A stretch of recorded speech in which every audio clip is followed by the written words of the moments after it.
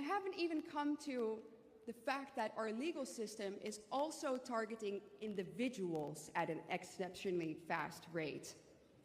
Not just politicians and activists, but also private citizens who dare to speak out against the regime are being targeted, arrested, prosecuted, and even sent to prison. Keir Starmer, also known as Two-Tier Keir, is an absolute master at that. He is turning the UK into one of the most free countries in Europe. Right now, he's even looking to introduce sentencing guidelines under which white men will be punished harsher than women and minorities. Ladies and gentlemen, last time I checked, there is a word for that: apartheid.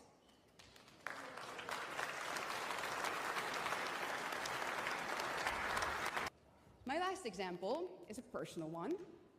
A few weeks ago, I got a notification from Apple saying that my phone was under mercenary spyware attack. Mercenary spyware. So we're talking highly sophisticated government-level spyware that is used for counter-terrorism. That means that they can look at me through my camera in real time, they can listen to my conversations, and they can go through every single file on my phone. That is what happens in Europe when a perfectly normal, law-abiding citizen goes against the grain. So, let's face the facts here. Democracy is dead. Stone cold dead.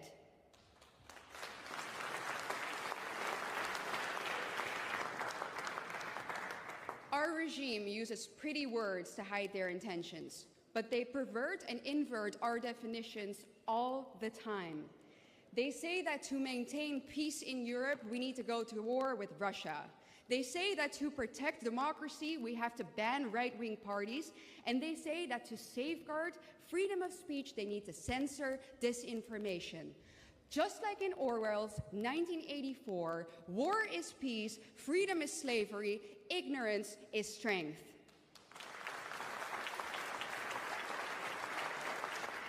And now, ladies and gentlemen, we can find the embodiment of that regime in one person in particular. The worst leader of them all, the President of the European Commission, Ursula von der Leyen.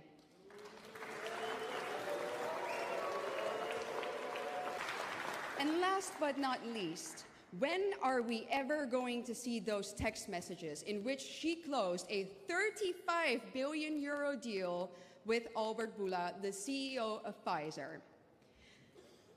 As I told you earlier, Ursula von der Leyen and the Eurocrats are most likely the ones reading my private messages, those of a private citizen. When are we going to see hers, those of a public servant spending billions and billions of our taxpayers' money?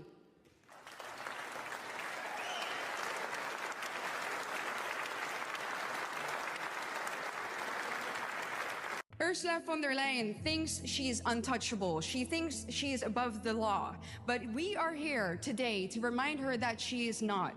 So allow me to take this moment, look straight into the camera, and speak truth to power for a moment. Mrs. von der Leyen, do you think about what you have done? Do you think about the people who suffer because of your policies? Do you think about the people who have died because of a vaccine that you pushed on them, that you bought behind closed doors? Mrs. von der Leyen, do you ever think about the cries of the mothers who cry at night because their children were raped or murdered by immigrants that you let in? Do you ever think about the farmers whose entire life's work were destroyed because you pushed the communist agenda? Do you ever think about the people who cannot afford food for their children because you implemented policies that are crippling our economy while you were able to send your 7 children off to the most expensive schools in Europe? Do you ever think about that? I bet you don't, because none of this is happening in your backyard. But, ladies and gentlemen, I do. I think about those people. I think about them. I will not forget them.